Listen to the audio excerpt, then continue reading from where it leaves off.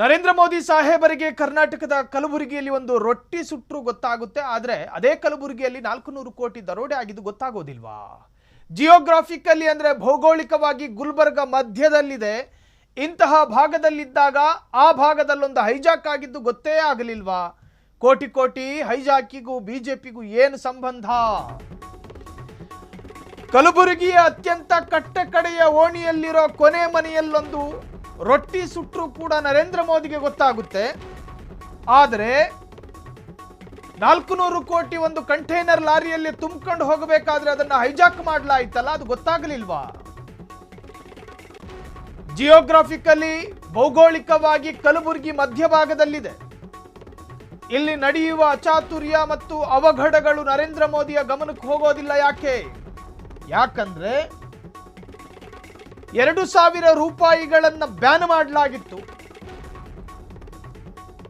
ಆ ಬ್ಯಾನ್ ಆಗಲ್ಪಟ್ಟ ಅಷ್ಟು ಪ್ರಮಾಣದ ಹಣ ಕಂಟೈನರ್ ಲಾರಿಯ ಒಳಗೆ ತುರುಕಿ ಸಾಗಿಸಲಾಗುತ್ತಿತ್ತು. ಇದರ ಹಿಂದೆ ಏನೋ ಸಮಥಿಂಗ್ ರಾಂಗ್ ಇದೆ, ಎಲ್ಲೋ ಸ್ಪೆಲ್ಲಿಂಗ್ ಮಿಸ್ಟೇಕ್ ಇದೆ. ಇತ್ತೀಚೆಗೆ ಮುಂಬೈ ಲೋಕಲ್ ಬಾಡಿ ಎಲೆಕ್ಷನ್ ನಡೆಯಿತು. 2025ರಲ್ಲಿ ಮಹಾರಾಷ್ಟ್ರ ಎಲೆಕ್ಷನ್ ಆಯಿತು. ಎಲ್ಲವೂ ಕೂಡ ಚುನಾವಣೆಯ ಹೊಸ್ತಿಲಲ್ಲೇ ನಡೆದಿರತಕ್ಕಂತಹದ್ದು. ಹಾಗಾಗಿ ಯಾವುದೋ ಒಂದು ಪಕ್ಷದ ಕಾರ್ಯಕರ್ತರಿಗೆ ಫೀಡ್ ಮಾಡೋದಕ್ಕೆ ತೆಗೆದುಕೊಂಡು ಹೋಗಲಾಗ್ತಾ ಇದ್ದ ಹಣ ಮಧ್ಯದಲ್ಲಿ ತಗಲಾಕೊಂಡ್ರು. ಇದರ ಮೂಲ ಮತ್ತು ಇದರ ಜಾಡು ಹುಡುಕಬೇಕು. ಎಲ್ಲಿಂದ ಬಂತು, ಯಾಕಾಗ ಬಂತು, ಎಲ್ಲಿಗೆ ತೆಗೆದುಕೊಂಡು ಹೋಗಲಾಗ್ತಾ ಇತ್ತು, ಇದರ ಬಗ್ಗೆ ತನಿಖೆ ನಡೆಸಿದರೆ ಬಿಜೆಪಿಗರಿಗೆ ಸಂಬಂಧಪಟ್ಟ ಆರೋಪಿಗಳೇ ಇದರಲ್ಲಿ ಅಪರಾಧಿಗಳಾಗ್ತಾರೆ ಅಂತ ಹೇಳಿ ಪ್ರಿಯಾಂಕ್ ಖರ್ಗೆ ಆಕ್ರೋಶವನ್ನು ವ್ಯಕ್ತಪಡಿಸಿದ್ದಾರೆ. ಕಲಬುರಗಿಯ ಕಾಂಗ್ರೆಸ್ ಕಾರ್ಯಕರ್ತರ ಮನೆಯಲ್ಲಿ ಏನಾದರೂ ಕೂಡ ನರೇಂದ್ರ ಮೋದಿಯ ಗಮನಕ್ಕೆ ಹೋಗುತ್ತೆ ಅನ್ನುವುದಾದರೆ, ಇಷ್ಟು ದೊಡ್ಡ ಪ್ರಮಾಣದ ರಾಬರಿ ನಡೆದಿದೆ, ಅದು ಅವರ ಗಮನಕ್ಕೆ ಯಾಕೆ ಹೋಗಲಿಲ್ಲ? ಅದರರ್ಥ ಇದರಲ್ಲಿ ಅವರಿಗೆ ಆಸಕ್ತಿ ಇಲ್ಲ.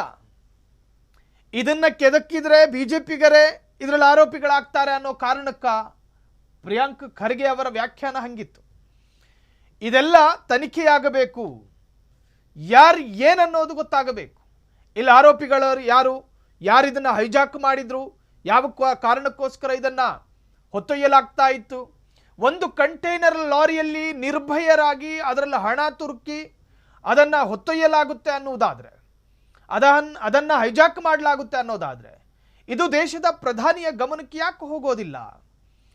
ಇದು ಒಂದು ರಾಜಕೀಯ ಪ್ರೇರಿತವಾದಂತಹ ಹೈಜಾಕ್ ಪ್ರಕರಣನ?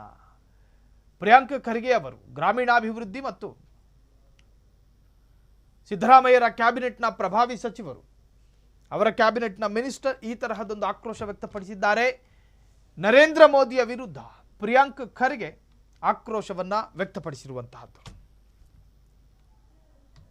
ಕ್ಷಣ ಕ್ಷಣದ ಸುದ್ದಿಗಳಿಗಾಗಿ ಫ್ರೀಡಂ ಟಿವಿ ಸಬ್ಸ್ಕ್ರೈಬ್ ಮಾಡಿ, ಲೈಕ್ ಮಾಡಿ ಹಾಗೂ ಫಾಲೋ ಮಾಡಿ. ಹೊಸ ಸುದ್ದಿಗಳ ನೋಟಿಫಿಕೇಶನ್ಗಾಗಿ ಬೆಲ್ ಐಕಾನ್ ಮೇಲೆ ಕ್ಲಿಕ್ ಮಾಡಿ.